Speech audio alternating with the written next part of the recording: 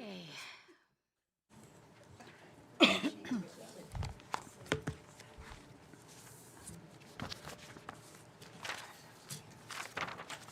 We ready? We're ready to go. All right, can you guys hear me okay? All right. Well, hello, everybody. Welcome to our council meeting tonight. I hope you all had a great 4th of July holiday. Now it's time to get back to work after everybody had a few days off, right? So we'll go ahead and call to order this meeting. We'll go ahead and start with our Pledge of Allegiance by our Parks and Rec Commissioner, Charlene Andre. And then we'll have our invocation done by Pastor Larry Jameson by Lifegate Church. Good evening, Mayor, council members, and members of the public. Thank you for this opportunity to join you tonight and lead the Pledge of Allegiance. Please place your right hand over your heart. Ready, begin. I pledge allegiance to the flag of the United States of America and to the republic for which it stands, one nation, under God, indivisible, with liberty and justice for all. Please remain standing.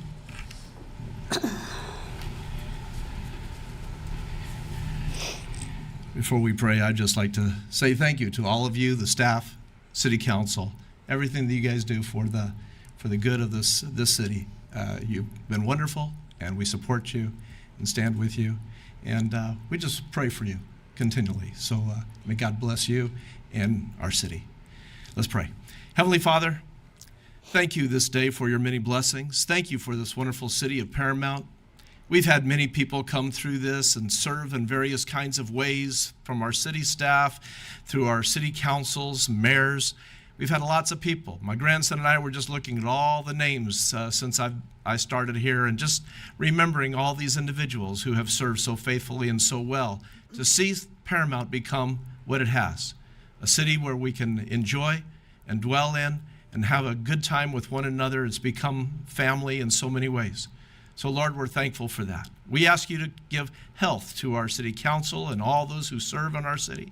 We ask you to have your hand of blessing upon all the families and all the children, keeping us safe and well. And may we always dwell here in a way that would honor you and honor one another. You told us to do two things. All the commandments were boiled down to this: to love the Lord your God with all your heart, soul, mind, and strength, and love your neighbor as yourself. Love God and love people.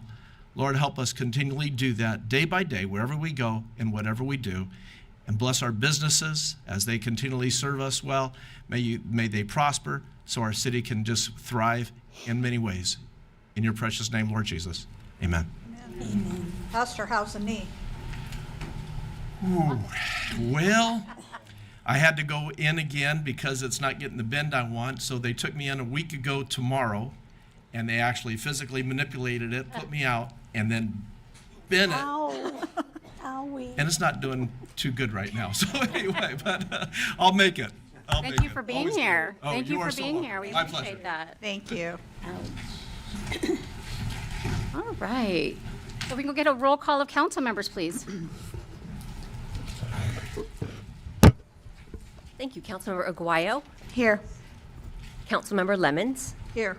Councilmember Cuellar Stalling, Delgadillo, Present. Vice Mayor Cuellar Stallings, Mayor Olmos. I am here. Thank you, City Clerk. All right, tonight we're going to be recognizing, of course, some special members for our community, but I think before we do that, we're going to go ahead and share a quick video from our America 250 Summer Concert, which was so much fun. So let's go ahead and we'll roll that video, and then my colleagues will meet us down at the podium for some awards.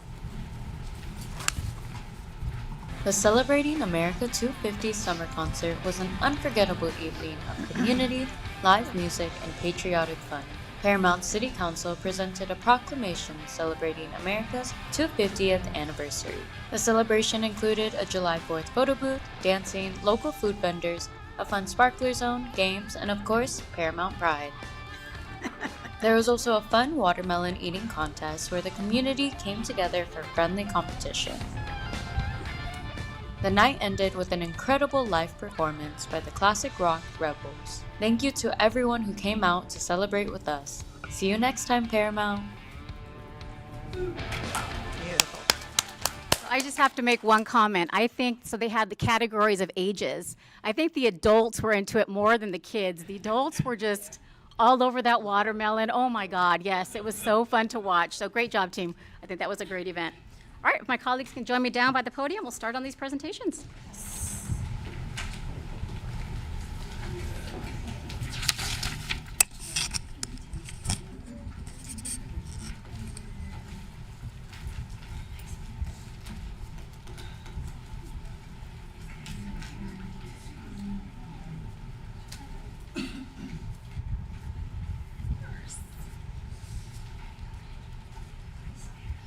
All right, would Charlene Laundrie please come back up?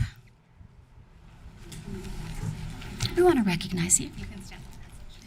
So Charlene is a chair of our Parks and Recreation Commission who provides vital direction for programs and events that benefit the community. Tonight we are recognizing July as Park and Recreation Month, which is why we had Charlene lead us in the pledge tonight. This year's national theme highlights the power of parks and recreation and the people who all make it possible. To showcase this idea, the community service team prepared a quick video we'd like to share now. Let's take a look at the video.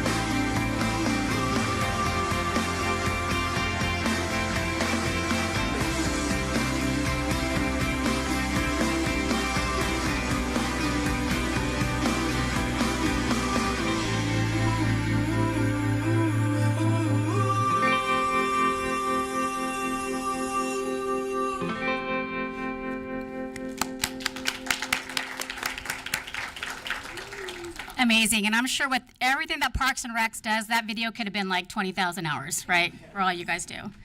As you saw in the video, we are incredibly fortunate to have a Park and Recreation team and a commission that pours their hearts into everything they do.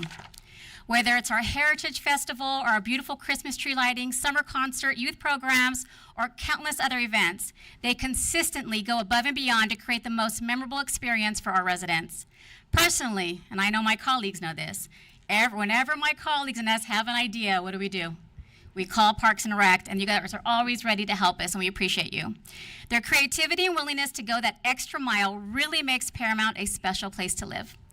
Please join me in thanking Chair Laundrie and our Parks and Recreation Commissioners and our outstanding recreation staff for everything they do.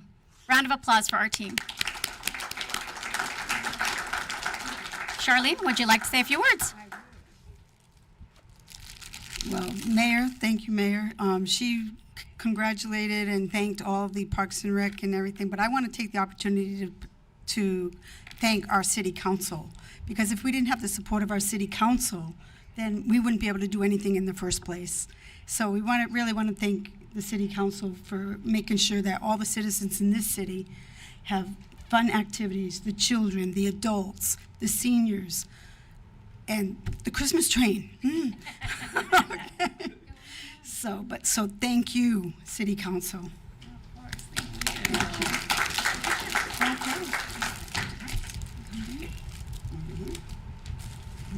I love that you came out in the video too. I do too.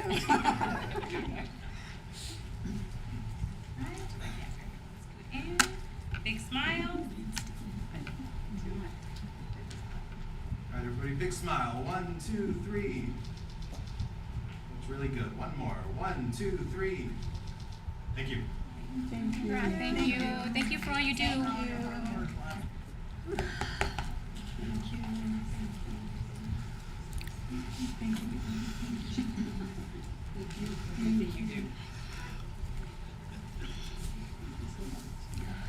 Thank you. All right. Would LA County Sheriff Deputies Alonzo, Anderson, Casillas, Mata, Ochoa, Seelhorst, and Vander Zanden please join us?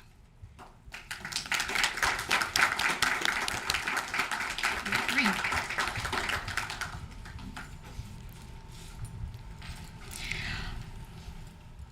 Our next recognition honors an extraordinary act of service that happened in Paramount this year. On January 15th, these deputies responded to a medical emergency at a local business. They found an individual unresponsive and without hesitation sprang into action. By administering Narcan and performing CPR until firefighters arrived, they gave this person a second chance at life. Their quick thinking and heroism reflect the very best of the Sheriff's Department and the values we hold here in Paramount to take care of one another. Through the Association for LA County Sheriff's Deputies, the city nominated these individuals for the Life Saving Award. We are happy to share that they received this honor. On behalf of the City Council and our entire community, thank you for your quick action and unwavering dedication to helping those in need. So I have to say, I was there that evening when they got this award and they handed out this book, and I was like a kid because at that time, I didn't know if they had won or not, and I kept calling and they wouldn't tell me.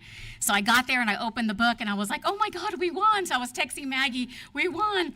But I just have to say, you guys made me a proud honor to be there as part of Paramount and you guys representing Paramount. And again, congratulations, and let me finish the speech. Congratulations, and please join me in recognizing these outstanding deputies. Round of applause.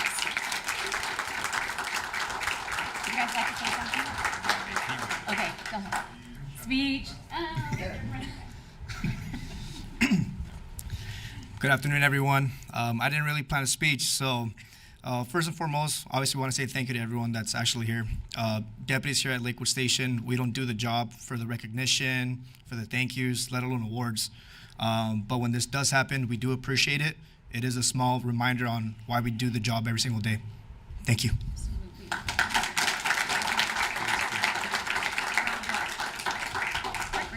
In the front, okay.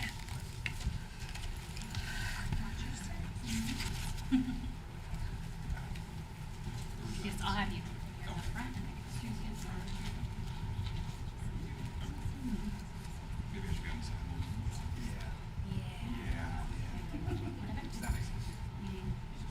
Is that what it is? I want to make sure you're able to see everyone. Do you need to maybe step? Maybe just a little change. Can I have you step? There you go, perfect. A little less. Yeah. There you go. Then Councilmember. Oh, there you go. Perfect. Yes. Are we the opposite? Does it matter? You got it. Is that, oh, yes. I'm not the vice president.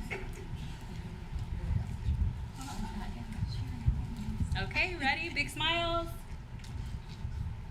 Sir, sorry, just another little step. I know.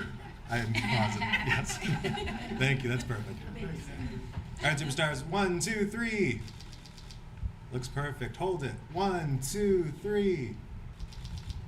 Thank you.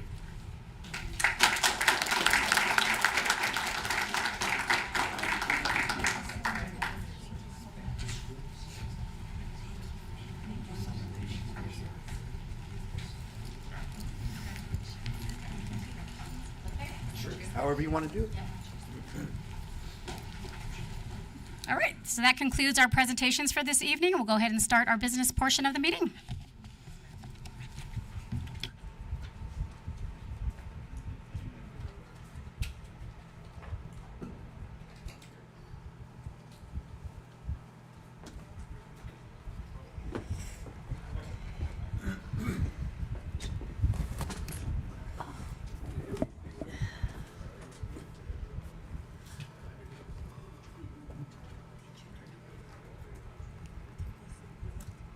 All right, we're going to go ahead and start with our election results and reorganization. Item number 4. So, John? Yep. Thank you, Madam Mayor. We do have a resolution this evening declaring the results of the general municipal election, but before the council votes on that, I want to turn it over to our city clerk, Ms. Heidi Luce, who will handle this item. Heidi. Thank you, Mr. Moreno. Good evening, Madam Mayor, members of the City Council. It is my privilege to present the results of the City of Paramount's general municipal election held on June 2nd, 2026. As you know, the election was held to elect 2 members of the City Council, and there were 4 candidates listed on the ballots vying for those 2 seats. The election was consolidated with the statewide election, and the Los Angeles County Registrar Recorder certified the results on June 26th, just this past month. A total of 6,592 ballots were cast during the 11-day voting period. Of those ballots, 1,299 ballots were cast in person at a vote center. The remaining 5,293 ballots were vote by mail ballots, either mailed via the United States Postal Service, dropped off in one of the vote by mail drop box locations, or dropped off at a vote center during the voting period. With a total of 27,002 registered voters, that represents just over 24.4% voter turnout, which is up almost 10% over the 2024 election. Of the 4 candidates listed on the ballot, the top 2 vote getters were Peggy Lemons with 3,176 votes and Annette Delgadillo with 2,463 votes. The resolution before you this evening officially declares the results of the election, confirming that Councilmember Lemons and Councilmember Delgadillo have been re-elected to a 4-year term. Congratulations. That concludes my presentation. And it is recommended that the City Council adopt Resolution 26028, declaring the results of the election. I'm happy to answer any questions. Do you have any questions from my colleagues on this? If not, I'll entertain a motion. Second. All right, we have a motion and a second. We'll go ahead and go to roll call. Councilmember Aguayo? Yes. Councilmember Delgadillo? Yes. Councilmember Lemons? Yes. Vice Mayor Cuellar Stallings? Mayor Olmos? Yes. The motion carries, and I'm going to deliver the certificates of election to those 2 candidates. Okay. Or those 2 council members. They're past the candidate stage. Heavily.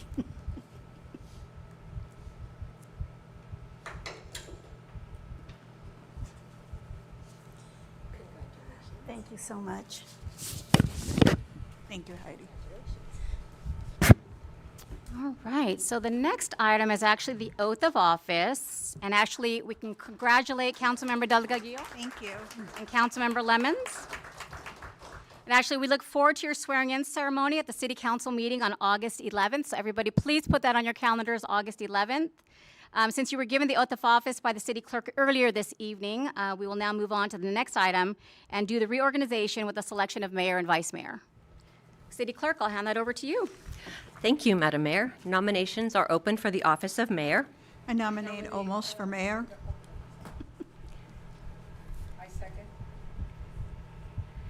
Any other nominations?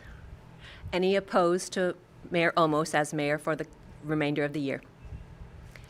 Thank you. Congratulations, Madam Mayor. And we'll open nominations for the office of vice mayor. All right, I will nominate Councilmember Cuellar Stallings or Vice Mayor Cuellar Stallings, or? I nominate Any other Vice Mayor- nominations? Vice Mayor Stallings for vice mayor. Thank you. Is there any objection? Then congratulations, Vice Mayor Cuellar Stallings. Thank you. Right. Thank you. All right, you guys, we're going to move on now to actually City Council public comment updates. John? No council public comment updates, Madam Mayor. Right. We're going to go ahead and move on to the public comments. Yes. Period. Yes, Madam Mayor, we have 2 in person. Okay. And do we have any by email? There are none submitted by email. Madam City Clerk, none? Okay, great. So for the first comment, we have Andrea Crow from the Paramount Library. Come on up, Ms. Crow.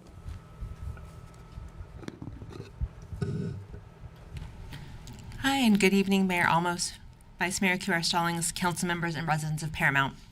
Paramount Library has an exciting lineup of upcoming programs. Tomorrow, Wednesday, July 15th, from 5 to 6 p.m., children ages 5 to 12 and their parent or caregiver are invited to story time with the council member. A Paramount City Council member will read a story and a fun craft will follow. On Wednesday, July 22nd, from 4 to 5 p.m., don't miss Comedy Juggling featuring David Cousin, a 5-time world record holder performing a hilarious and energetic show for audiences ages 5 to 12. And finally, on Saturday, July 25th, from 11 a.m. to 12 p.m., teens ages 12 to 17 can learn the ancient and modern art of block printing and carve and print their own stamps at Block Printing for Teens. Thank you. Thank you. And our next speaker's card, Madam Mayor, is from Mr. Benjamin Cruz from McKinley Avenue. Who'd like to discuss with the council a building permit. Mr. Cruz?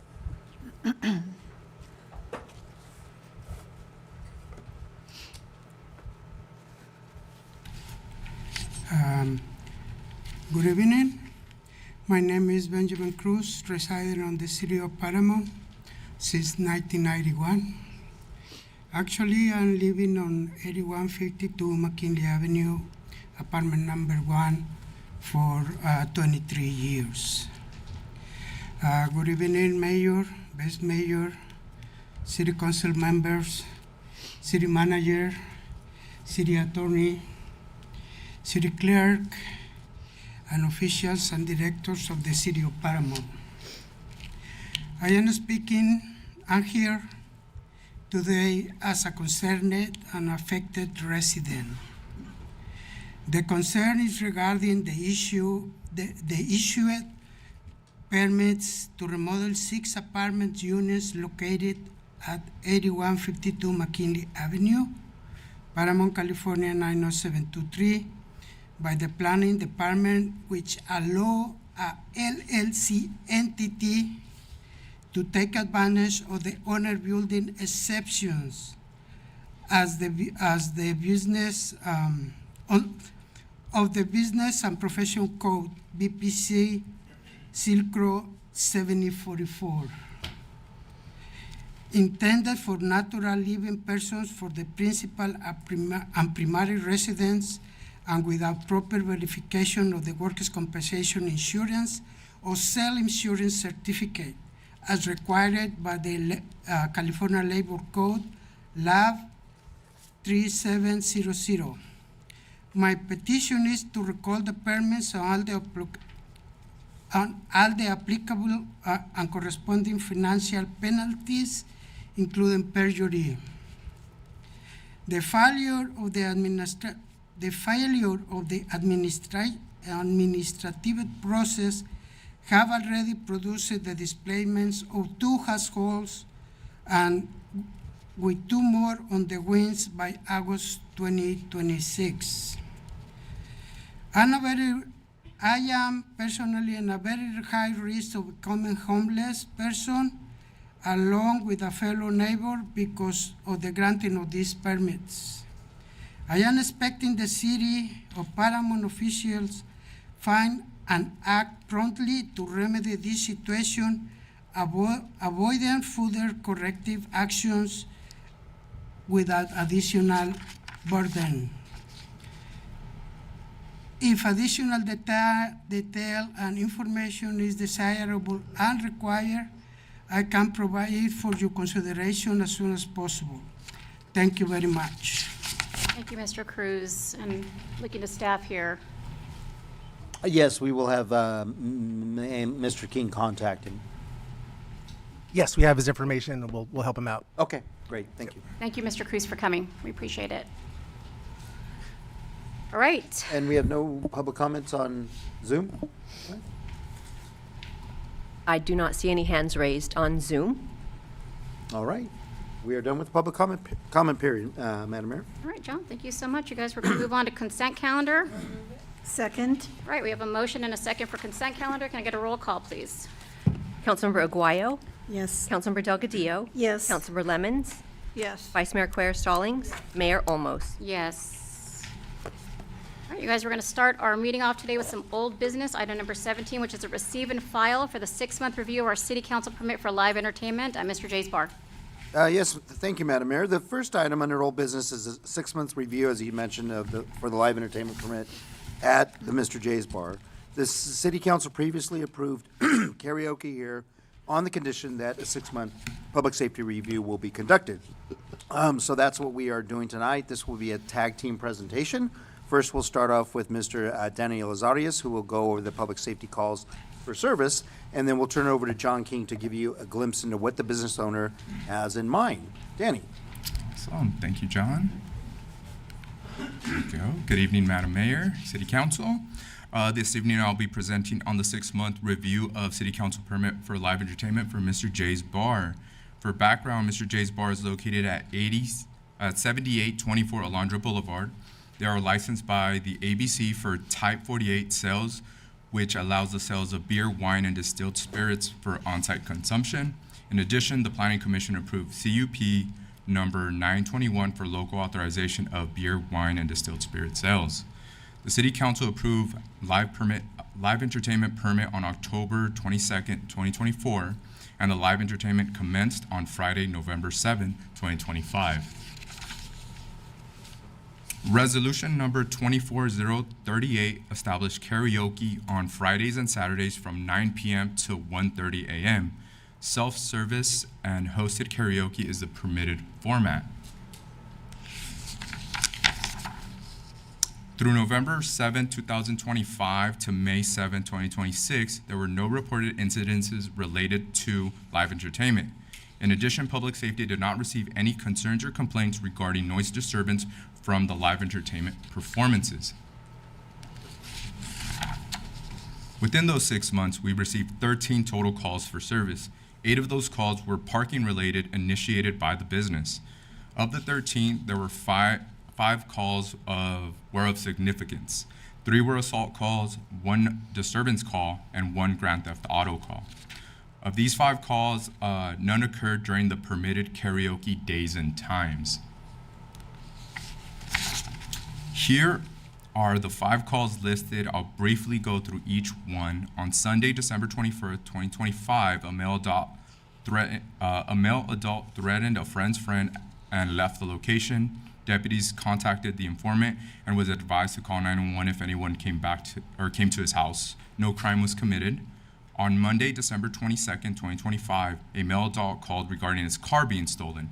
The individual left his car at the location the previous night. Informant found his car. No crime. On Saturday, January 3rd, 2026, informant called regarding a suspect pointing a knife. Deputies responded. No injuries. An assault with a deadly weapon report was written. On Sunday, January 18, 2026, at approximately 3:30 a.m., a deputy was flagged down for a fight at the location's parking lot. Backup was requested. Parties involved were non-desirous prosecution and a report. There was no crime. On Saturday, February 21st, 2026, a call for service regarding a female employee fighting a male customer. Deputies responded and spoke to the female employee. She stated nothing happened at the location. Deputies stated that there was no evidence of a crime in the call notes. On February 19th, 2026 and May 29th, 2026, I conducted a walkthrough and verified appropriate video surveillance at the location. In addition, their ABC license is valid with no disciplinary actions per the ABC query system. Ultimately, there are no law enforcement or community concerns that have been received or reported related to live entertainment. I'll pass it over to Mr. King now to go over some items regarding the live entertainment format. Thank you. Thank you, Danny. And before handing it back to Danny, just to point out that when the application was presented in October of 2024, it was actually for a mixed format. You might remember that a combination of karaoke, DJ, and live band on Thursday nights would have been the single night for live band. At that city council meeting, with some discussion, the city council decided to approve only karaoke, just to kind of start things off, see how things go for the first 6 months, and wait and see. And that's kind of what we're here partly this evening, just to introduce the idea. So at your direction, upon your further discussion, we could bring this back next month. We could, the planning and building department could do a little outreach with the neighborhood, see what the neighbors think. And with that information, I think that'll be helpful for your decision. Based on those surveyed results and then further consultation with public safety, then we could bring back a recommendation to you. And with that, I'll give back to Danny. We could discuss this all together. So with that, it is recommended to receive and file this report and direct staff to conduct an annual review for live entertainment permit at Mr. J's Bar and provide direction to the planning and building department staff about conducting neighborhood outreach before returning with a recommendation for a possible expansion of the entertainment format for city council consideration. Also, the owner of the business, Mr. Alfredo Lopez, is in attendance in the evening. If you would like to if you have any questions for him, and that concludes my presentation. Thank you. Thank you so much. So colleagues, before we get into discussion on this, I am going to go ahead, because of our new format, ask the city manager clerk if there are any speaker cards or written communication submitted for this item. No speaker cards, And Ms. Clerk? no, And Request to there's speak no on remote Zoom. participations as well. Okay, thank you for checking. all right. City colleagues, do you have any discussion around this item? Questions? I wasn't clear, were you guys asking for direction to do a survey for live entertainment? To expand to either adding simply the DJ, maybe to take it step by step, maybe just add a DJ. What you can look at the original request. If you want to fulfill, get some more feedback before making a decision in a month and a half, or add the DJ and live band. It's up to you, or just kind of cut it off here at the karaoke, or maybe you want a little more time, a little more research, or a little more review. So I'm understanding the ask is go to the community, kind of feel what their sense is, and report back to us. Yeah, so it's like, do we want to, if I understand right, the direction is, do we want to continue the time on this consideration of karaoke, or should we move forward with a survey to go forward with the original request, which was a DJ and live entertainment? That's correct. That's the first question. So, Right. right.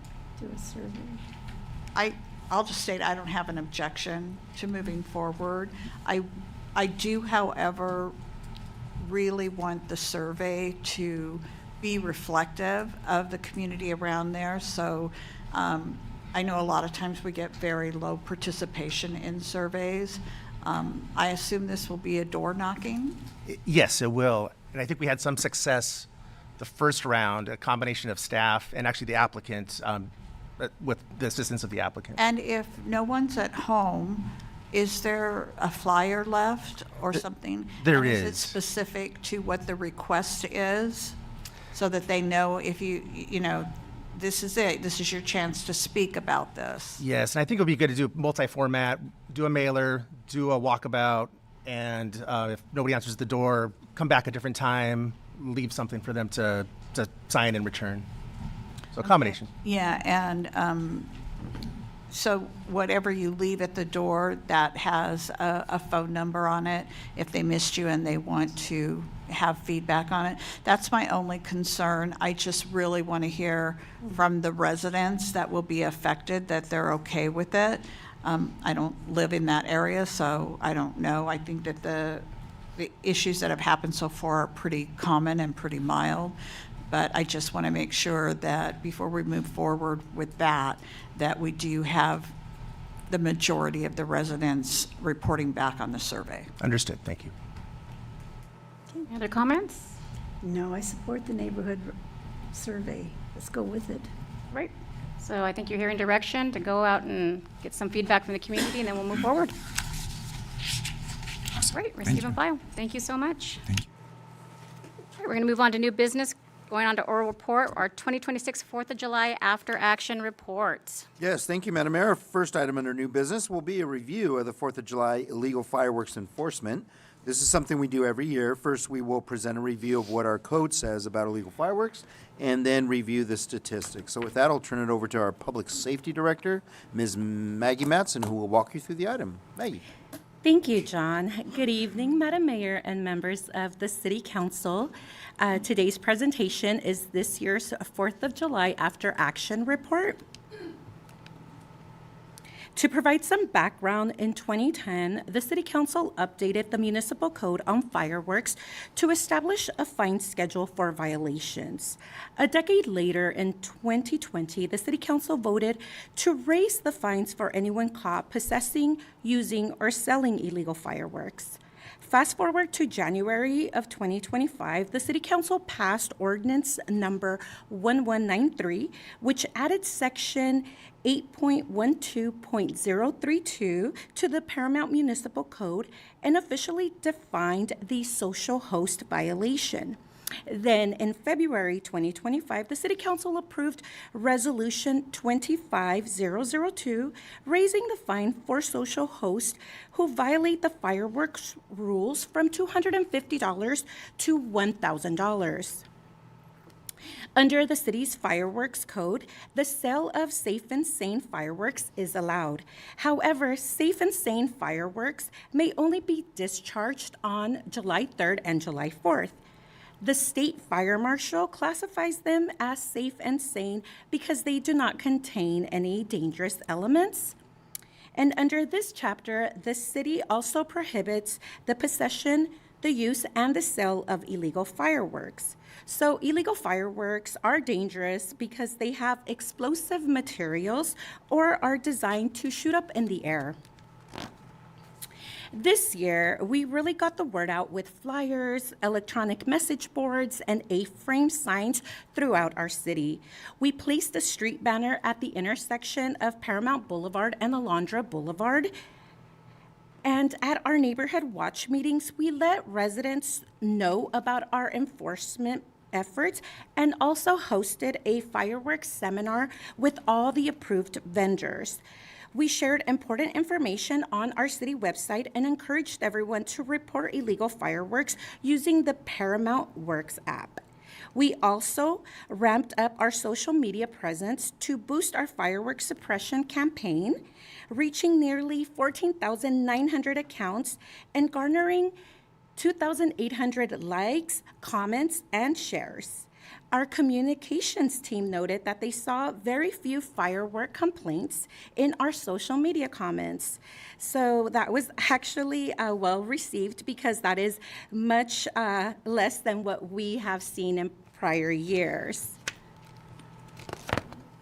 A new educational effort this year was a public service announcement by our special assignment team, which was featured in various news outlets, including NBC4, ABC7, and Telemundo.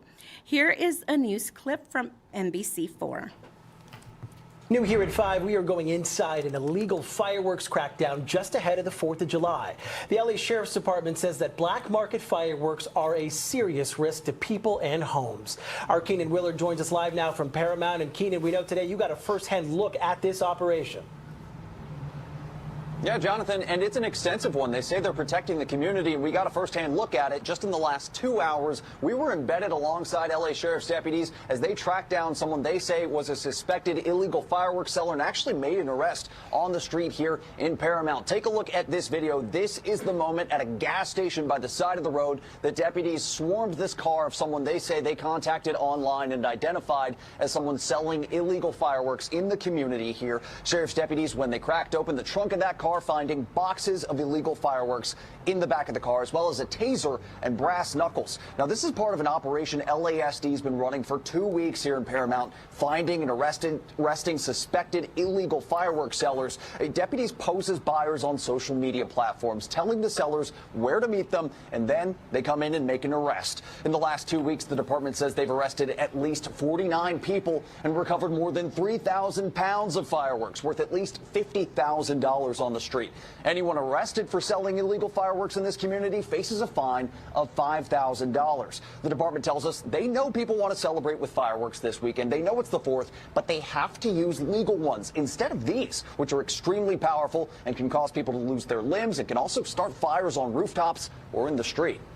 So it's making a statement that, one, it's not going to be tolerated here, and two, that we really care about the safety of not only for ourselves, but the residents who live in the community.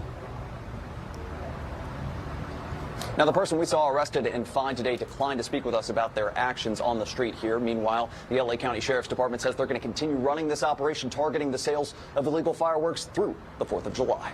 In Paramount, Keenan Willard, NBC4 News. New here at 5. So this year, Public Safety and LASD developed a strategic plan with enforcement strategies such as active patrol checks, hotspot identification to address concerns about illegal fireworks. The operation consisted of deputies conducting patrol checks and responding to calls for service related to illegal fireworks. Deputies were tasked with issuing administrative citations for any fireworks violations observed. And here is a list of the fines for illegal and safe and sane fireworks for your review. Before I proceed with the analysis of calls for service, I want to note that a dedicated dispatcher was available on July 4th from 5 p.m. to midnight at the Paramount Sheriff Station. From July 1st to July 4th of this year, LASD received a total of 58 calls for service, with 49 taking place on July 4th. Our dedicated dispatcher handled 36 of the 49 calls, alleviating the high volume at Lakewood Station. Additionally, we received 9 requests for online patrol checks regarding illegal fireworks through our Paramount Works app, compared to 12 in the prior year. Public safety personnel reported these locations to LASD deputies.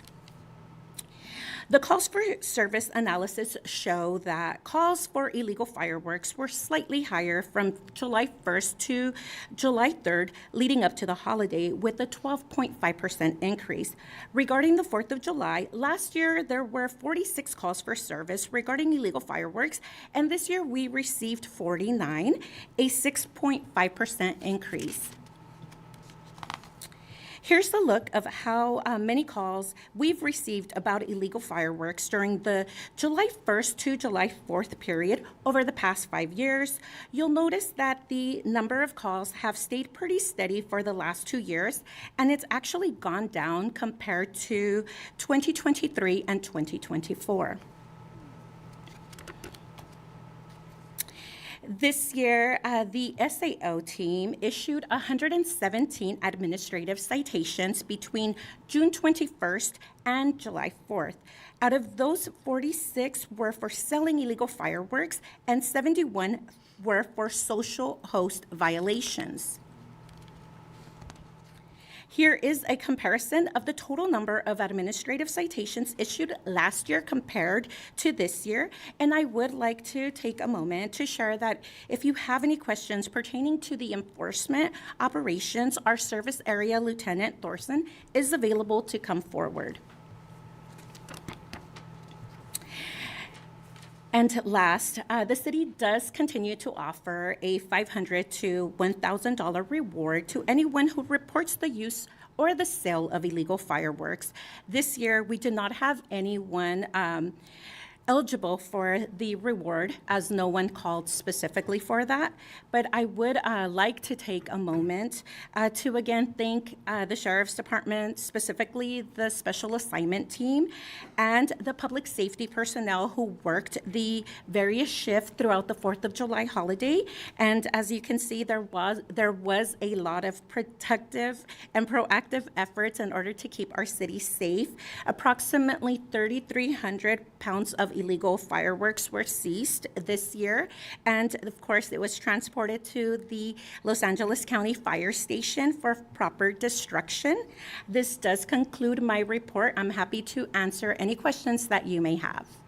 Thank you, Maggie. Before we get into any questions or comments, again, or do we have any speaker cards or remote participants that would like to speak on this item? There are no remote participants wishing to speak, Madam Mayor. Great. Colleagues, do we have any questions or comments for Maggie at this time? No. I just have one, and I think this is a question that me and Peggy always ask.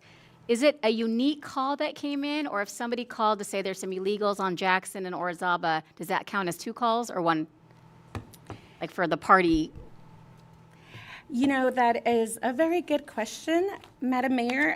This year, what we actually did is, so we had a community service officer handled the calls coming in, and we were able to make a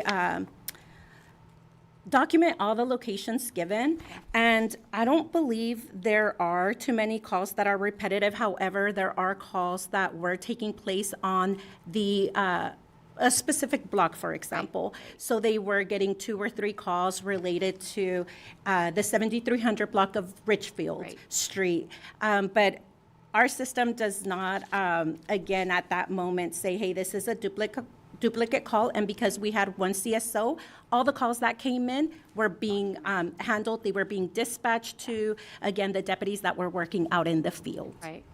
And I do say, I did call and they answered like on the second ring, so. Oh, that's terrific Yeah, and it was news. like 11:30 and she like picked up right away, so. Excellent. Good, it was good.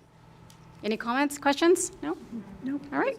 We're good. My son-in-law called, he said they picked up right away, and they were there within a few minutes, so. Good. I'm very glad to hear that. Thank you. All right, thank you so much. Thank you for all your work, you guys. Thank You guys made it to the news. Congrats. Yeah. All right, we're going to move on to our next item, which is a public hearing for the tax assessment of charges for delinquent refuse collection for calendar year 2025. Yes, thank you, Madam Mayor. This is something else that we do each year, and our municipal code requires us to place on the county property tax roll any unpaid trash bills as a form of collection of this debt. So with that, I'll turn it over to our Public Works Director, Ms. Adriana Figueroa, who will handle this item. Adriana. Thank you, John. Madam Mayor, members of the City Council, is my volume up? Sorry. Yes. Okay.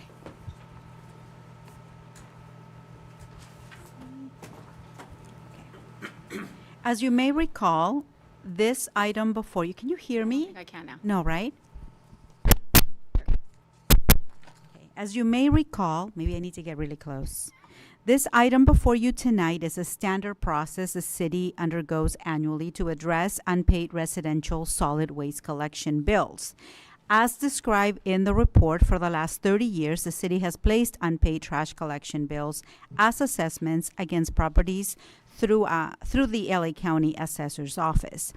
In addition to regular noticing that is included within quarterly bills that alert account holders of past due amounts, Athens also sent out additional letters in April and May of this year. These letters advise both the property owner and the tenant of the unpaid amounts. As an additional effort, the city also notified the affected property owners in June of this year that any unpaid amounts would be placed as assessments against the property. This same notice also included information about the public hearing that would be held tonight to discuss the assessment for delinquent trash bills. This means that both the property owners and tenants have cumulative received up to 6 notices of the delinquent amounts. It is important to note that affected property owners have had the opportunity to pay the outstanding balances throughout this noticing process. At the time that this report was prepared, there were a total of 257 delinquent accounts for the calendar year 2025. While property owners work with Athens to make arrangements for paying off the outstanding balances, there is still opportunity for this amount to decrease, as delinquent accounts will have the ability to make payment up until July 31st. After July 31st, the city will be submitting the updated list of delinquent accounts to the LA County Auditor Controller for processing.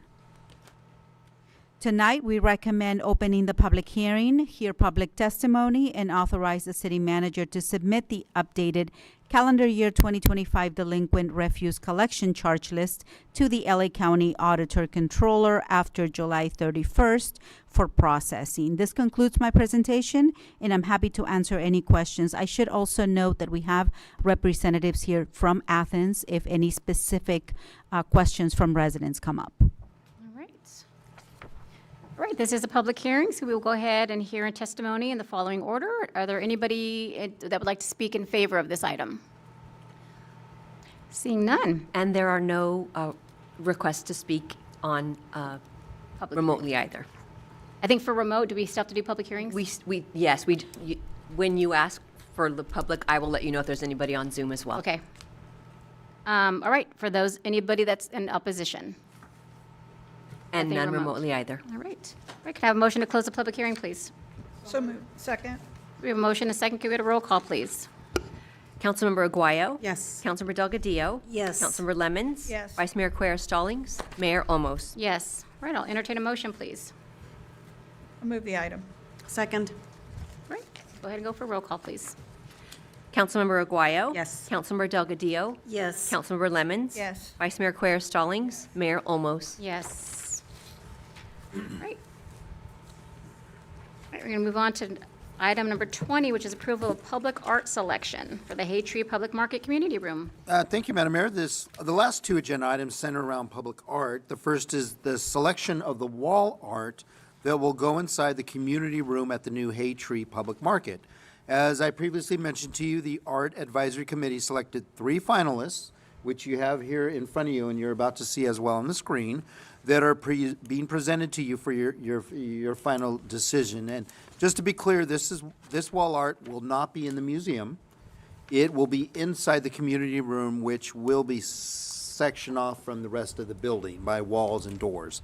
So with that, I'll turn it over to our Planning and Building Director, Mr. John King, who will walk you through the item. John. Thank you. Thank you, John. Thank you, Mayor Olmos and council members. So we're always happy to present art proposals, and this will be the second under this new format with the Public Art Committee. After that mural in Spanny Park, we'll get back to you next meeting probably. So this is just a reminder, it's all based on the master plan, Public Art Master Plan that you approved last year. They had an accompanying ordinance setting up this process. So went through a lot of workshops to get where we are, and we're happy about the result. Here's a look at the building. It's still under construction, as you know. We have a few more months to go. But yeah, really exciting. The front's going to be the food hall, the museum in the middle, and at the very back of that will be the event space.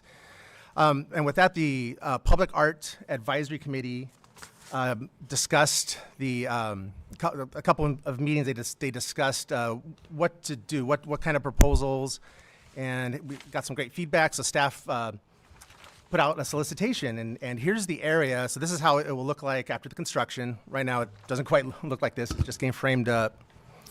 So you'll see the space. It's a blank wall that's asking for some artwork or something. So we thought art would be the best way to go. 10 feet by 8 feet, but you'll see at the bottom there's a bit of a bench, so a little less than 8 feet of space. The call to artists that was released in April. The deadline was May 18th, with the requirements such as show us what type of art you'd like to propose. Of course, it could be tinkered with a little bit with more public input. A resume, digital images of past work, letter of interest, which is nice, so the artist can speak to what it's all about to them, and what's the meaning, how does it tie to the city. And what we're calling community value. We had this with the Spanny Learning Center mural as well. Community value, how will the project engage the community in terms of outreach, collaboration? Actually, will the community be able to help put it together, or just give ideas, maybe mentorship? So we put that out kind of broadly. Well, this kind of a look on the bottom right, what the inside's starting to look like. So the committee reviewed submissions on the 18th. They got it down to three finalists for your review this evening. We'll go through each one, but the quick summary is Adrian Littman. He's an artist out of Santa Rosa up north. So Thriving Paramount is that name. Then we'll look at Casey Lynn Martinez. It's a piece called Woven Through Time. And then finally, Piece by Piece. And title would be forthcoming, but there is a celebrating the history of Paramount is the title for now. So let's go through each one. So this is Adrian Littman's Thriving Paramount, and for this, the artist is proposing these image panels. You can see they reflect Paramount's history, or actually maybe pre-Paramount, Heinz Clearwater, and even before. So these are overlapping image panels reflecting the history and evolution of the city, from the ancient time of the Gabriel Leno Band of Mission Indians to modern development. and you can see I'm reading the proposal. The artwork is a mixed media of enamel, painted cement panels, tiles, and stainless steel connecting elements all attached to the wall with stainless steel anchor bolts. And milestones include images of the ancestral Quiche Nation, Spanish land grants, the hay capital milk shed of Los Angeles, and the hay tree. 1948 unification under the name Paramount, Zamboni, Iceland, and 1957 incorporation, and the 60s to present city's transition to residential and our wonderful revitalization current decades. So that's number one. And of course, these images could be adjusted. I should mention that the artist is proposing to contact the Paramount Historical Society for further outreach and cooperate with any Paramount-based community groups. Second, woven through time, this is more of a textile kind of tapestry. And you can see there's 3 panels, past, present, and future. And this is not the definite design. The colors, these are the colors that would be used, but this would be a collaborative process with community members to, with a lot of discussion. And you'll see these little circles. Those are actually in the shapes of leaves, and the artist thought was to tie that into the hay tree. So shaped like the leaves of the hay tree with words of reflection of what the hay tree and the community, what it means to folks that would participate. So their community value statement was that potential outreach efforts include collaboration with the Paramount Historical Society to inform reflection prompts connected to local memory and intergenerational storytelling, engagement with nearby residential neighborhoods through open community weaving sessions, and invitations to Paramount-based schools, senior groups, youth organizations, and community centers to participate in dedicated weaving opportunities. This artist is based in Southern California, in Orange County, and has done work all over the country. And the third is a piece by piece. So they actually have done 2 artworks in town, and I think you know them. In 2022, they started with Brilliance of Community, and that's a 20-foot mosaic mural outside the community center. They spoke with got input from the seniors there at the time and asked about what activities the seniors do, and those elements of those activities are incorporated into that design, knitting, and movie watching, the little popcorn boxes and whatnot. Second is the Paramount Heart, which is the sculptural heart that's outside, and same thing. There was a lot of collaboration with the seniors there. So for this, the artist says the proposed artwork uses a vintage map-inspired background referencing the city's historic street grid and agricultural parcels, creating visual depth while grounding the work in place.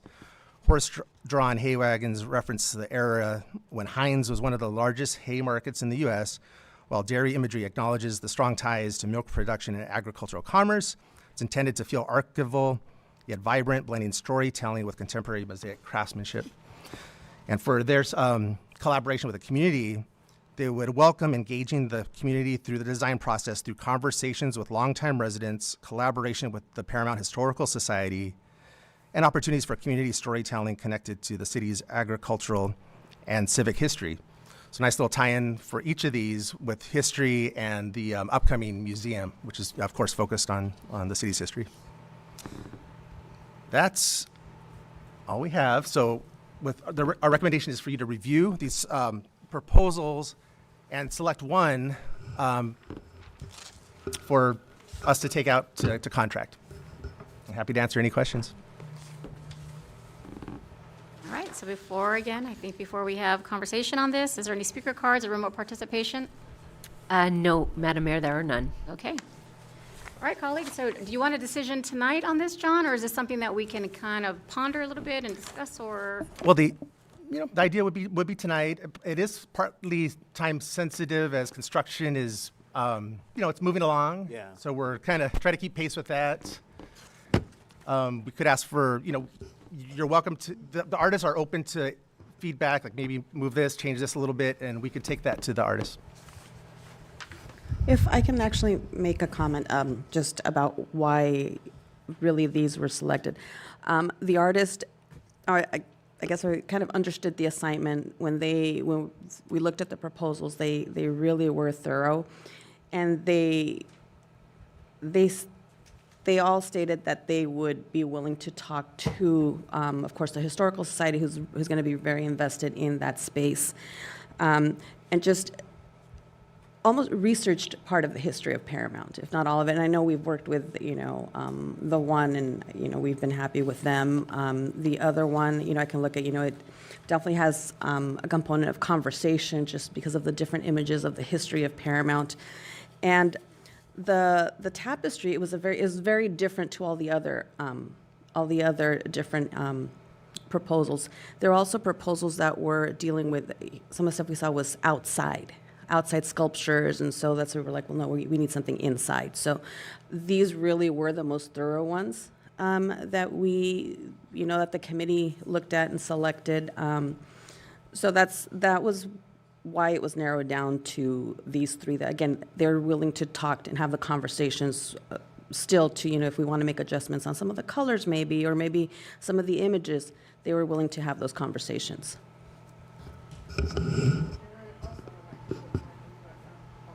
Close to your mic, there, my friend. Is it? I think you need to turn on.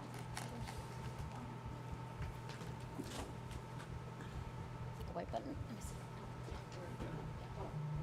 see. Okay, thank you. Thank you both. Yes, I'm also in the committee, and these were the three that were favored more than the others. I also want to put in input that there were several candidates that submitted not only from California but from out of state also, and it was a very tough decision to make this, to come to these final three, and also myself, I was in favor of these three, and I was very surprised that there were several of us that were in agreement with these three artists. Good. All right, colleagues, do you want like a raising of hands, or How are we going to do this? Actually, One, just two, a verbal three. consensus would be great. Yeah. Which ones do you like? I mean, Councilmember Lemons, I'll let you go. Any comments on these? And we'll go to Councilmember Delgadillo. I like piece by piece number 3 because I like the vintage look of Paramount with the hay tree. It's this one here. Oh, yeah, okay, this one? And I can visually see tile of the hay tree, this huge hay tree on the wall with the hay, with horses and, the milk bottles and the cow, which is a history of Paramount. And that's the one I like most out of the 3. Madam Mayor? Yeah. I like the median that the piece by piece is using. I think the tile would be beautiful, but I unfortunately, I don't like the artwork. To me, it's too specific just to one era, and because of where it's located, I would like to see a broader use of telling the history of Paramount, and so for that reason, I would have to go with the first one that you showed, the color item that has the various pieces. I would hope to have more input, the committee with the artists, because I don't necessarily agree with everything that they've chosen, but I just like the broader history being shown. But I do like the tile as a median. So if I had to choose, I would go with the first one. You like the first one, but maybe changing up some of the dynamics of the pictures, Yes. kind of like give an overall feel. Yeah.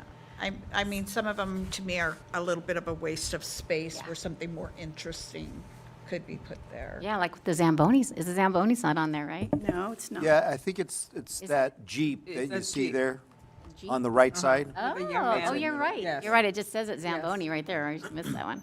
So I'm trying to understand Woven Through Time, and how does that tie in to the history? Is this the words? Yeah.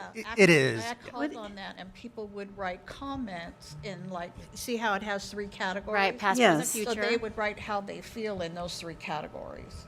So it would be comments from the community. So I thought it was a real interesting idea, but I also foresaw a lot of problems with possibly doing that. And how would that work? Would they how would it go? It's a piece of cloth. So how would they write it on there? I'm trying to visualize that. A marker would write. Is that, on I it. mean, really? Yeah. It could get messy too with writing. I would imagine they would print it on. So looking at their budget, it would be some type of printed. You know, you talk about it, you write it down, but the final product would be a little more permanent. A permanent, like a stitching or? Well, for the words, I would imagine actually just etched on or, like laser of some sort.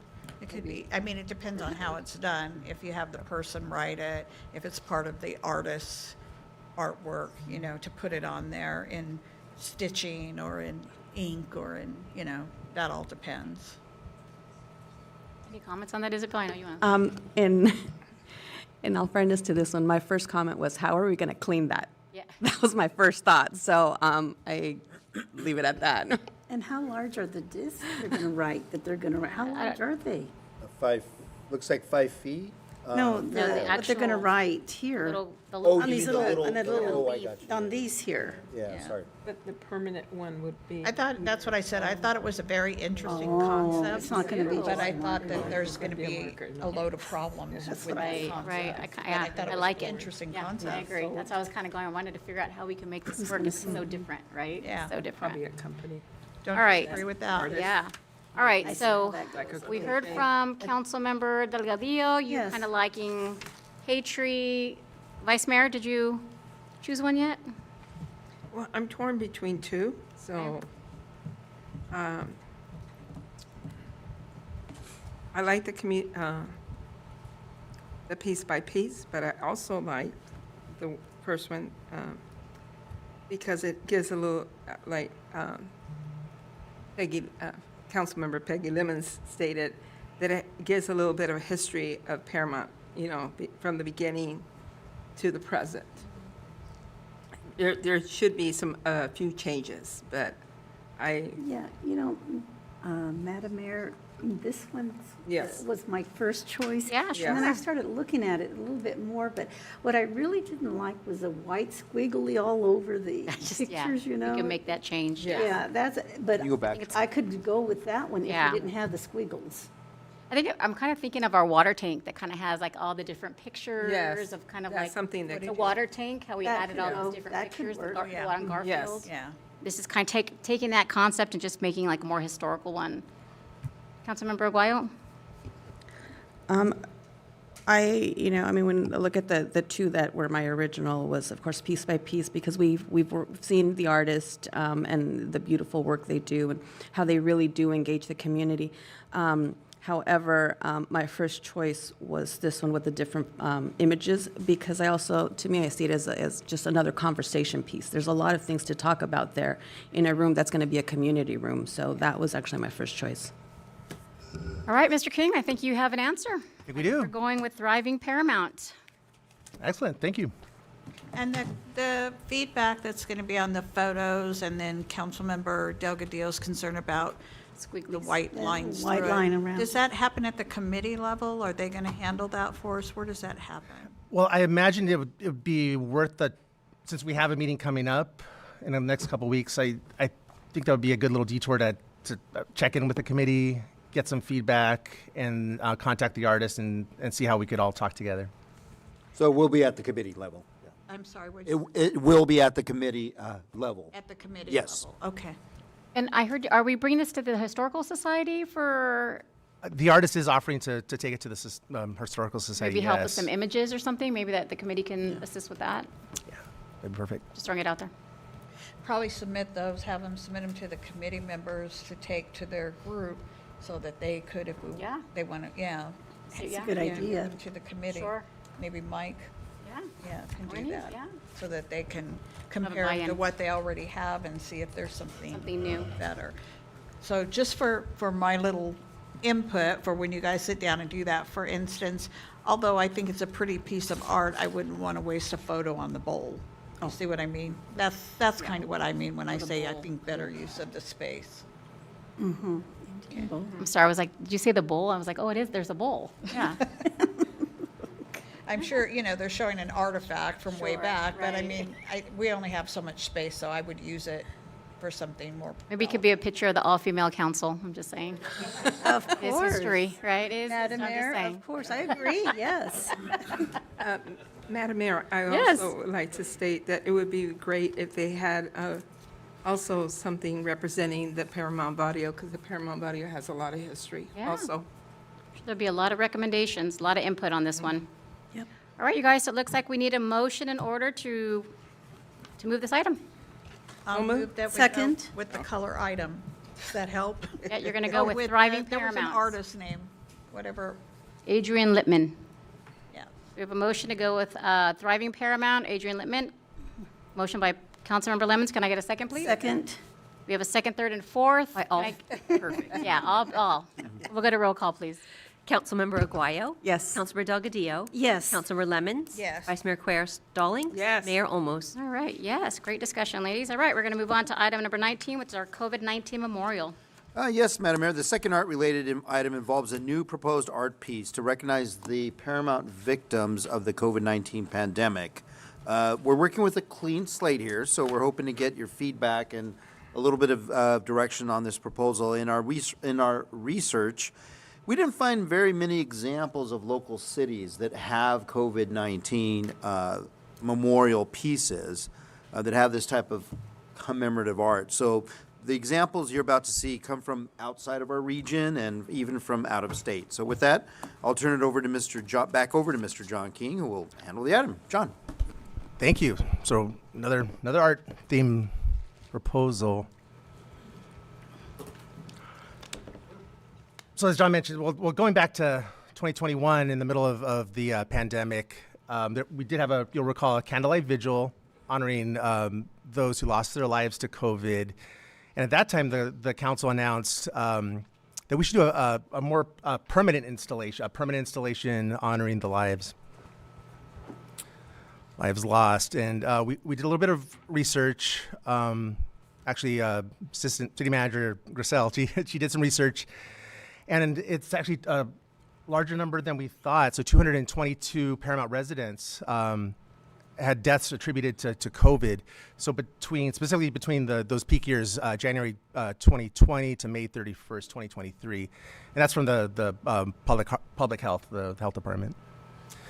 We do not have a number of deaths associated with essential workers. We just don't know. But, anecdotally, there have been, they were heavily impacted.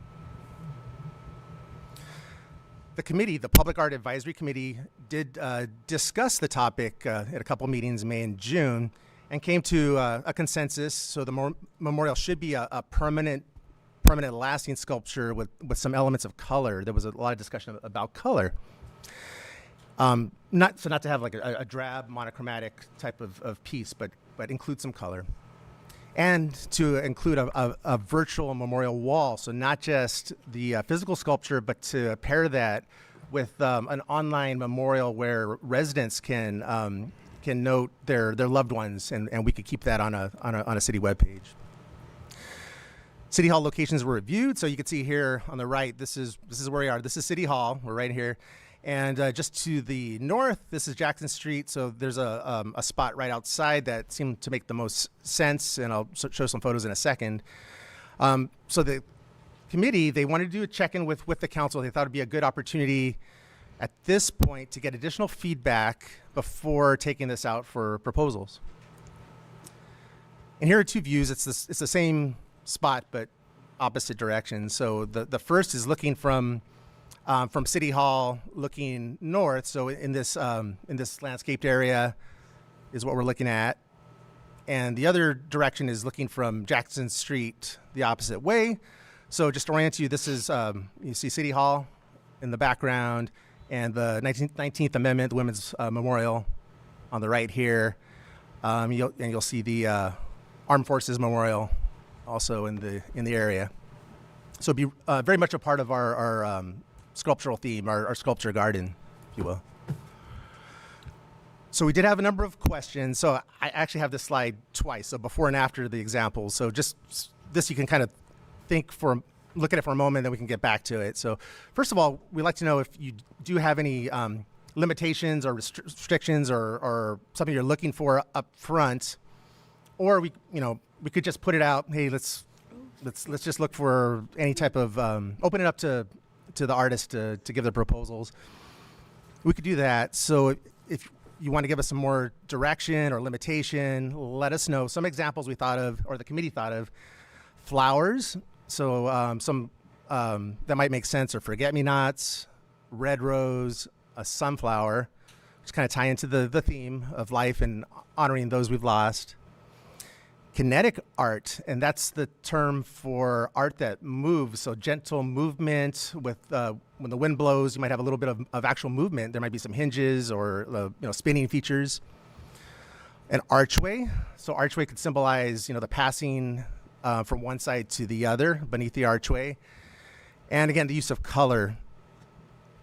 The other question was about community input and how much. Should we invite a representative? Should it be one representative? Should it be 3?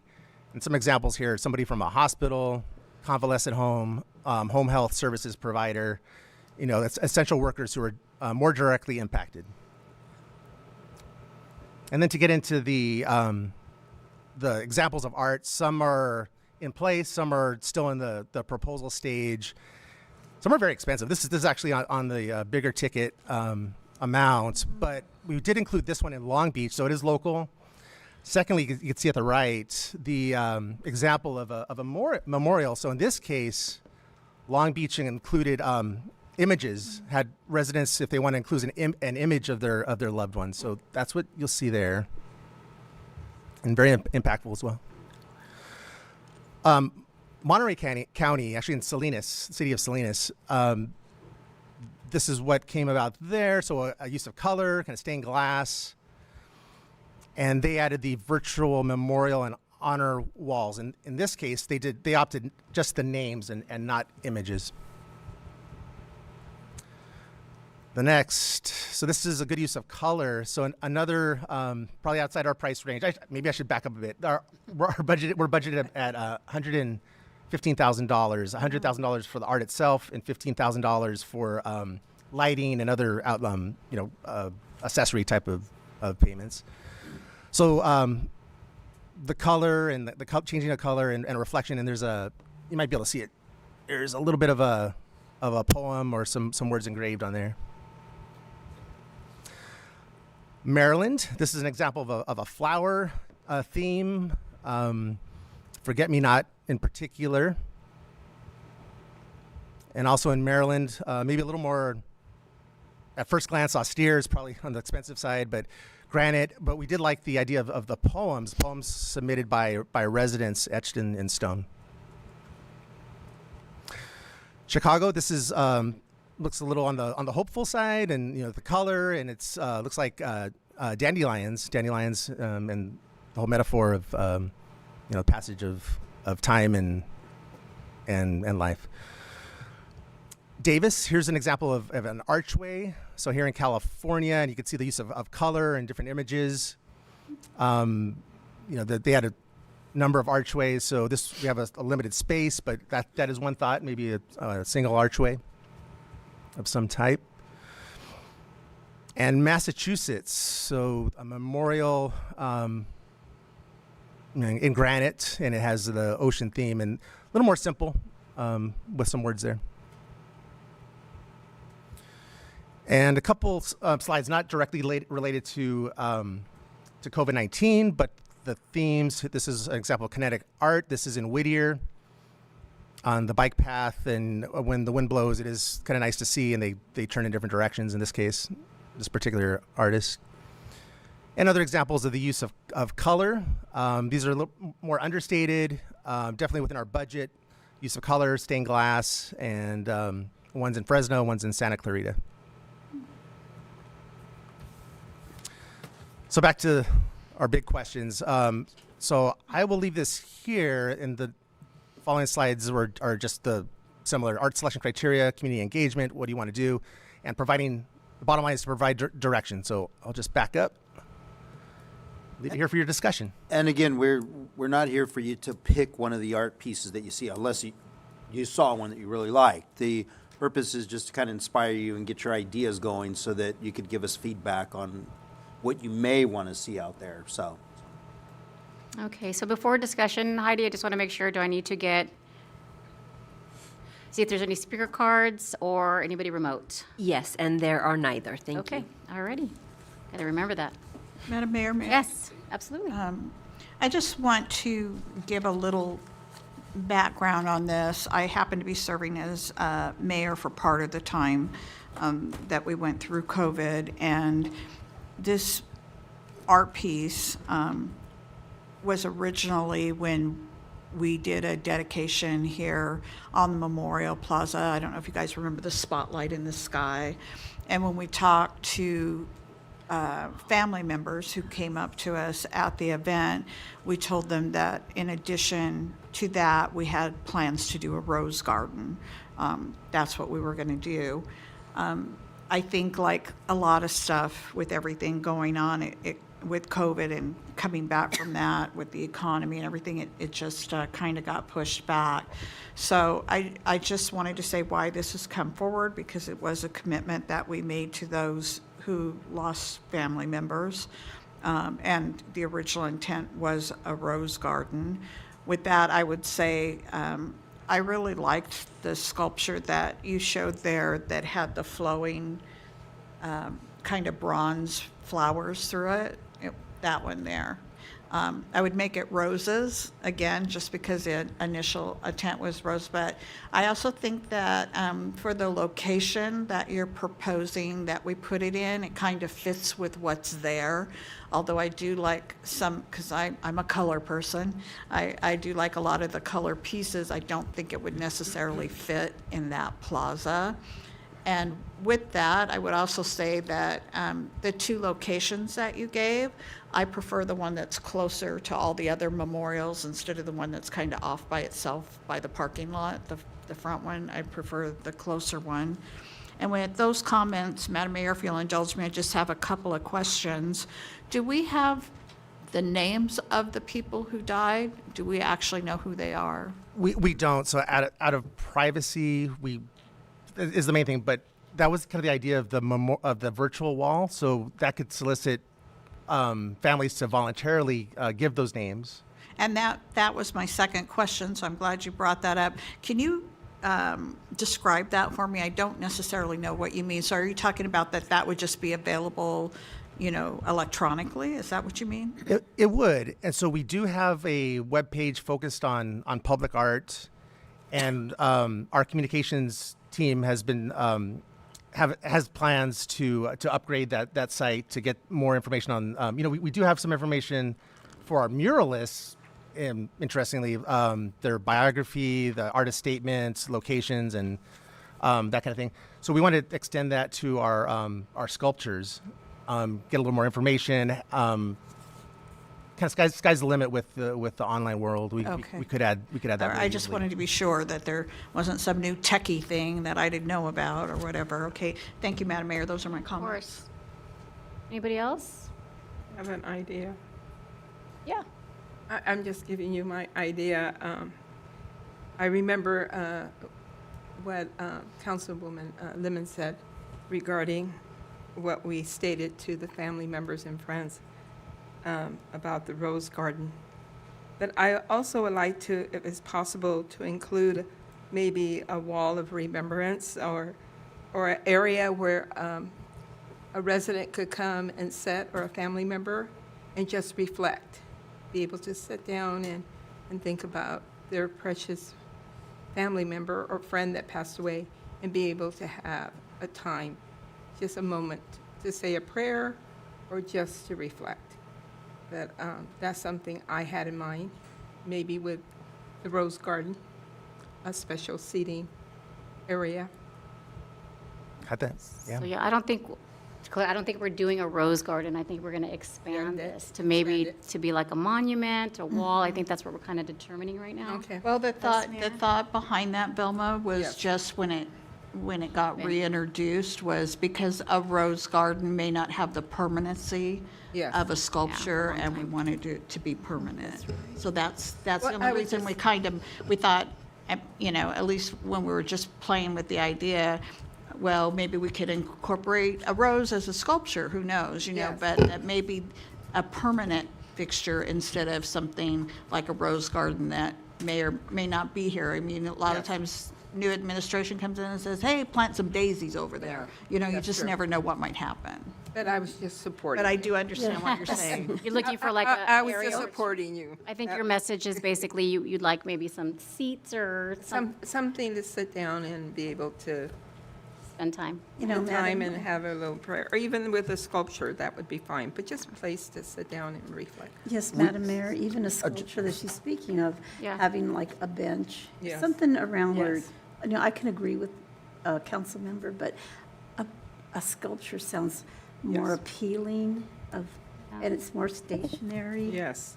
You know? Yeah, so you're, Still can't believe there were 200. no, I mean, it's, you guys, it's like 6 years, right? I mean, it's been some. If I can actually add to that, so the committee, when the two locations were looked at, originally, yes, you know, we're like, okay, where all the sculptures are, where all of the memorials, and then it kind of shifted, and the reason for that was because the thought was, you know, if there is some place to sit, you know, that back area doesn't get as much, I don't think, and I'm going to look at John over there, as much traffic, foot traffic, as the front does, because there's the hospital, there's the medical building, people coming into City Hall, so if people want to reflect, sometimes they want to be with their thoughts. So that was a discussion point with the committee, and this was before we were, you know, we just kind of had looked at some examples, and we were like, well, I think we had 3 examples, and we're like, that's not enough, we need more. And, you know, that's when we were like, we need to bring it back to the council before moving forward with any proposals or call to artists to see, you know, what the direction was and what we wanted to see, because I really didn't remember until now that we had talked about a rose garden, but was yeah, I Dave mean, Johnson, I think that we've brought that seen other Back in the days. types of memorials where they're flowers and then they're gone. So that was actually one of the conversations that the committee had. So, Councilmember Lemons, you mentioned 2 locations, but I think in this picture, it's the I same. thought It's the same one. They were It's the showing same these one. two It's the same. These are the same location? Yes. Yeah, that's what I was like. It's oh, just, the it's same just a different viewpoint. Yeah, my apologies. It's the opposite view of the same location. Oh, I thought these can't, no. just a di- It's the same location, isn't it, as Yes. far as they're both out there, but one's up near the plaza, and isn't that one back by the, So- wait a minute, I see what you're saying. Yeah. Right, that's. This is when Yeah. you walk in. So the one on the left is if you were standing right here behind us, looking towards Jackson Street, I towards see. towards the I get library. it now. Yeah. I get it now. Thank you. So what I was going to add too is if you can see, I'm glad we went back to this slide, because if you can see the slide on the left, and in response to of a Vice Mayor Stallings' suggestion, as well as Councilmember Delgadillo's, there are benches there, so we could easily reposition those too, if that's something that you would like. Yes, that So, would be okay, fine, John. sure. And I could also add, there are sculptural benches. There are unique benches that artists design, and, you know, back to the mosaic group, they could mosaic a concrete bench. I'm really torn on this one. Like if it's sculpture or wall or, I mean, yeah, this is a rough one. It's a little bit more emotional, I think, on this one. Yeah, I just would thought, be the- I just thought that art piece was beautiful. That's why I said, oh, yeah, that's I gorgeous. did the same thing. Yeah. Can And it has some, Can it be put into the proposal that these are the 2 options? Because I think we're looking at a sculpture or a wall type, just that these are the 2 options. I mean, we have the budget, so if they can make it work with either one or the other, and then we can select I from mean, a there. sculpture or a wall piece. Yeah. Those see, a two. wall I would be good with if we had names, but we don't have names. Yeah. How do we, We you're saying can't we, get them because of. it's personal, HIPAA. really? Hey, John, can you go back to the slide of Monterey? I think they're the ones that had the walls, Yes. the stained glass walls. Oh, yeah, there you go. Is this what you were referring to, Mayor, almost? The walls, you're saying? It's stained glass, but there's. Yeah, it's stained glass. Yeah, is this what What's you had on in there? mind? Are those, I think it's just different it color just It's panels. colors. panels? They're just I mean- colored panels. Yeah, different color stained glass panels. I mean, I see the concept, I just don't like the panels. Yeah. And then they have that smaller wall, or wasn't there You're another just wall? walking right John? through it. I mean, Long Beach Between is the beautiful. I mean, Yeah. Yeah. To the arches. Show you the arches. Right We here. just have to Yeah. put it on Paramount Boulevard. That's the only space we have left. Yeah. what if we were to, can you go, oh, I'm sorry, you were looking at this one? No. I was looking at the Can you go wall. back to the other one that it showed like a cement, kind of like a little wall that had like a little Yeah, seating that's area? what I was talking about. There we go. Yeah. Like, yeah, But this smaller one. that one just looks kind of gray though, huh? Farewell, don't be like that. gentle. Oh, there's like little messages on there. Yes. Different poem. Poems on the wall.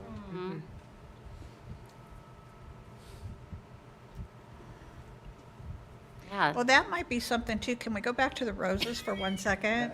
Just kind of to integrate something. No, the rose sculpture, I'm sorry. Oh, the forget-me-not. Should have been more specific.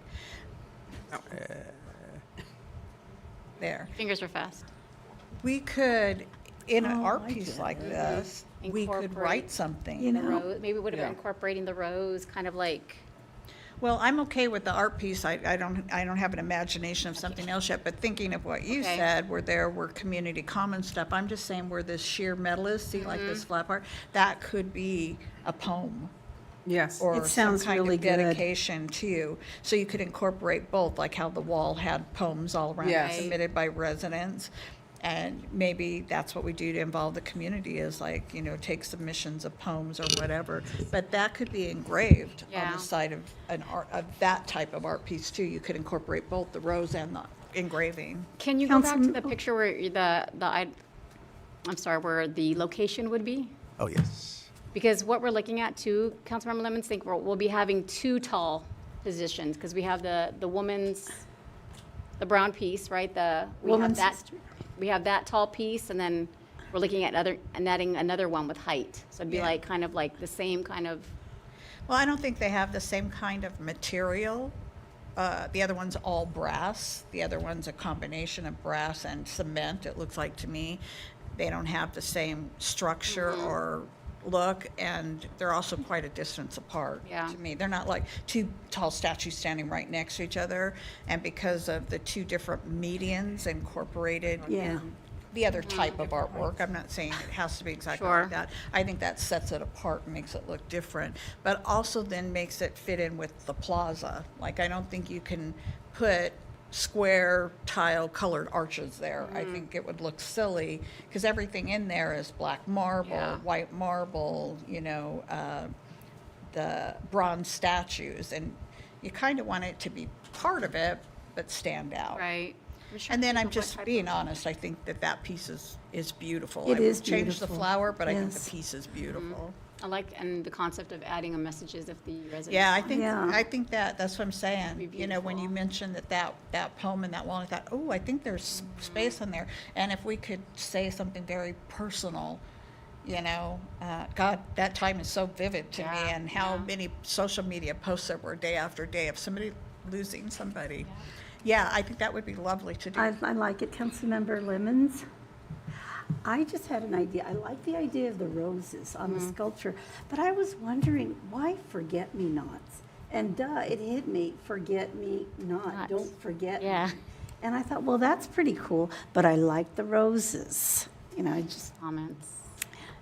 And let me Yeah. just ask, I'm just curious, like if somebody was okay with adding a name, would that be their option?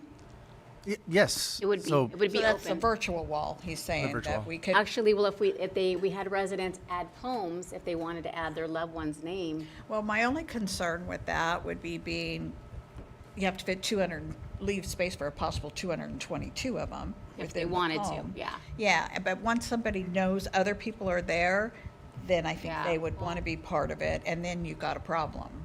Well, if you're gonna do 220 poems, You know what I'm No, saying? I If wasn't talking about 222 poems. I was talking about one poem on the Oh, sculpture. you're talking One about, oh, I poem on thought the you meant like sculpture? every family member say like a No, comment. I was talking about somebody developing a poem that we could have it submit submissions from the community. Oh, I didn't about, read you that know, that tell way, them what okay. we're It doing, was or we could have the artist do it or whatever. But no, I was talking about a beautiful poem that explains Paramount's heart and things. To One single poem, COVID-19 not deceased. 222. That's a really good idea. That's preliminary. Somebody who I like it. incorporates all of those Yeah. people's feelings, you know?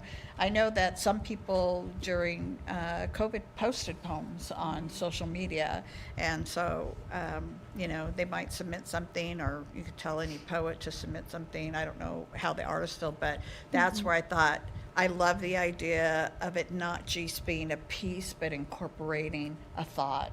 And that's where I thought, let's mesh the two maybe. And then the virtual wall would hopefully, we would get those 222 names to put on the virtual wall. On the website. Yeah, which is going to take a while, I think. Yeah, I'm just curious. To get that information. People to become aware, submit. I mean, because I know how many years it's taken us to just get our veterans, you know, to submit for like the Boulevard of Honor. And I have people still that say, hey, I just heard about this, or I just thought, how do I get my son or daughter on it? So I know that's going to take quite a while. So John, do you have direction? I think we're looking at maybe two different pieces, a sculpture or a, what was the other one? Yes, actually, that's plenty of direction. Okay. I would like to add, our public works director reminded me about the maintenance and the theft, actually, of bronze. So we have to be mindful of Cement. maybe stainless steel or Yeah. other I options. don't know what that, it could be Could be like cement, it cement could that's be painted marble. silver, isn't it? I don't know what it is. Steel. And this will go back to the Public Art Advisory Committee, now that we have direction, so the full committee can better vet this out as well, so. Okay. All right. Again, ladies, great discussion. That is a receive and file. Moving on to the next item, which is environmental sustainability. We have no items under that. Okay, I think we're going to move on. Before we go to closed session tonight, we'll move on to comments from committee, from my colleagues. I'll start off with Councilmember Aguayo. I have nothing to report back. Jelly bean? I was dealing with a toothache. No worries. Councilmember Delgadillo. Of course, Madam Mayor. I attended the Paramount Chamber of Commerce luncheon, and congratulations to the new chamber president, Queen Uche Kaway. Yeah. I think I got it right.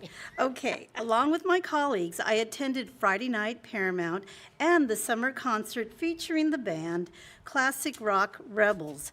The music was fantastic and took me back to reminiscing of the old classic favorites. Along with our patriotic red, white, and blue, our city celebrated America's 250th birthday. Mayor Olmos, with style and grace, presented the city proclamation honoring this special occasion. This concludes my report, Madam Mayor. Thank you so much, Councilmember. Thank you guys all for joining. It was a great event. Yes, well, We had a great time. Vice Mayor, you're up. just ditto what Councilmember Annette Delgadillo said. I attended exactly what she said, so we had a great celebration of 250 years of America.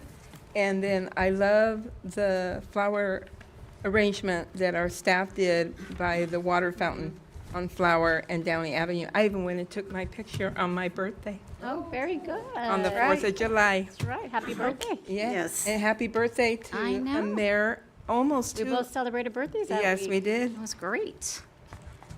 Is that all you had to report today? Yes, I'm sorry, No, Madam you're Mayor. fine. I just want to make sure. Thank you, ma'am. Councilmember Lemons. I just want to remind the public out there that SIACA is still running a special for our 250th anniversary.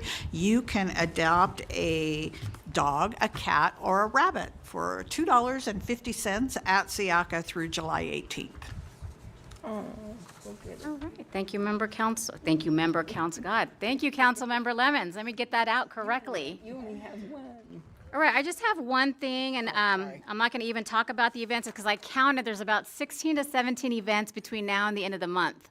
So please go on the website. There's so much going on, from swimming to concerts to Bark in the Park. Yeah, we got a lot going on, Paramount residents, so please get out, look at our events all over social media, and please join us. Actually, on Saturday, the Latinas Art Foundation is going to have La Vacadera.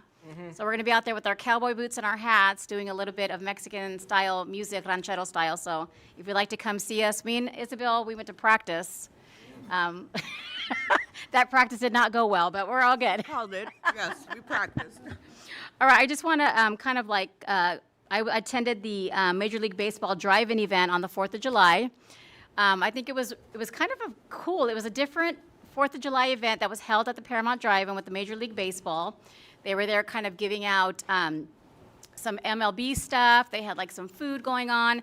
They showed the Sandalot movie. Then they showed the Dodger game. So everybody was like in their Dodger attire. And then they did a drone show. So I was talking to a lot of the residents, and they actually saw the drone show where we're based over on the sand, saw it. So it was like a 4-hour event. So congratulations to MLB, Bianchi's. They did a great job hosting it. A lot of people, so good job, and I hope they come back again. So it was actually on Channel 2. CBS 2 came out and did some interviews on it too. So great job, and it was a great event. All right, so we're going to go ahead and go into closed session. If our city attorney would like to report out, please. Thank you, John, did you have some comments? I'm sorry. No comments, but before we do, would you like to make an announcement on the closing of the meeting, and then we'll go to closed Well, I thought we were going to adjourn Yes. after closed session. We will, but there won't be anybody in the audience. Okay, video. got you. Just a suggestion, No, I didn't. up to you, Madam Mayor. Yeah. No, there's video, but a lot of people sign off when we go. Oh, got it. Okay. So yes, thank you for that, John. So absolutely, we would like to adjourn this meeting tonight. Not sure if you guys know, but we did lose a previous council member by the name of Lori Gillen. I would like to take a moment to honor the memory of former Paramount council member Lori Gillen, who passed away on July 4th. Lori was a lifelong Paramount resident who proudly served on the city council from 2017 to 2022. Throughout her time in public service, she worked to represent our community with integrity and dedication, both here in Paramount and through her work with regional organizations. Prior to serving on the council, she devoted 30 years to the Los Angeles Police Department, building a distinguished career in public safety. Lori also gave generously of her time as a volunteer, supporting veterans, advocating for those living with Parkinson's disease, and serving her community in many other ways. On behalf of the Paramount City Council, we extend our heartfelt condolences to Lori's families, friends, and all who knew her and loved her. We are grateful for her service to our city, and her legacy will not be forgotten. So this meeting is adjourned in her honor, and if we could take a couple minutes of silence.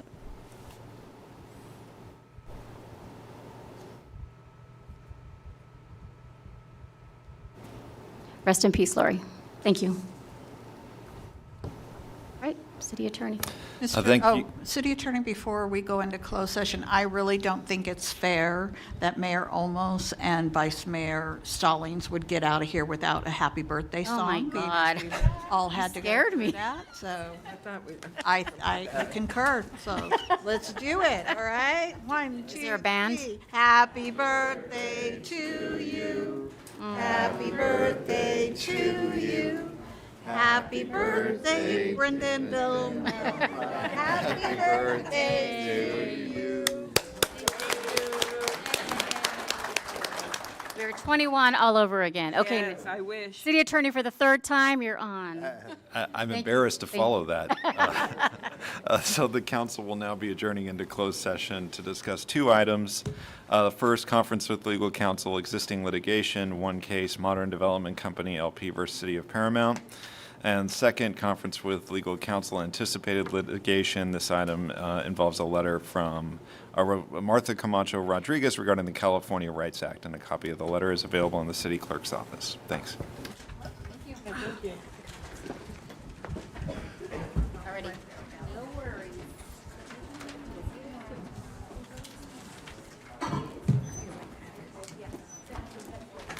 Are you guys going to City of Brothers in the morning?